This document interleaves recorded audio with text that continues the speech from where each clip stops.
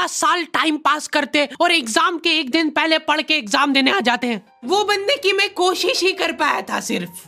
मैंने सोचा था आखिरी रात मेरी है, रात भर मैं पूरा सिलेबस चाट जाऊंगा, पर मैं एग्जाम के एक दिन पहले ही बीमार पड़ गया। सर्दी हो गई मेरे को, तो मैंने सोचा ठीक है अभी थोड़ा रेस्ट करते, सुबह उठ के पढ़ाई करेंगे। नाक बंद हो गई भाई, नींद ही नहीं आ रही है।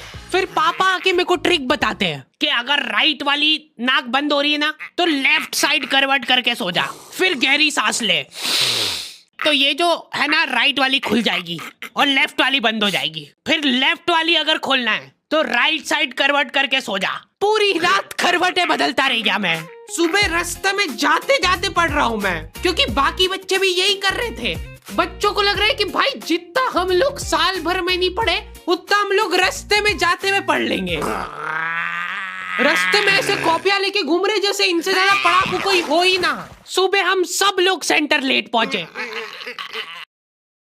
क्योंकि साइकिल की चेन उतर गई थी तो रास्ते में वो कर रहे थे। और क्वेश्चन पेपर भी लेट हो गया था उस दिन। क्वेश्चन पेपर Z+ सिक्योरिटी के साथ आता था। 10 बॉडीगार्ड लेके आते थे एक जरा सा पार्सल।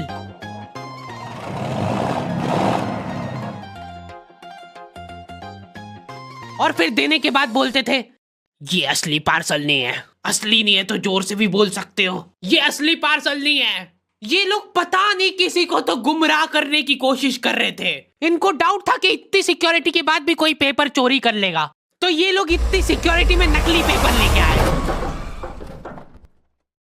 असली पेपर तो एक और बॉडीगार्ड नाले में तैरता हुआ लेके आ रहा है।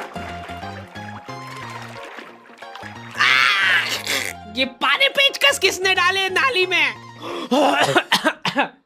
ये लो। मजाक कर रहे थे हम तो, यही है असली क्वेश्चन पेपर। जाओ बांट दो फटाफट।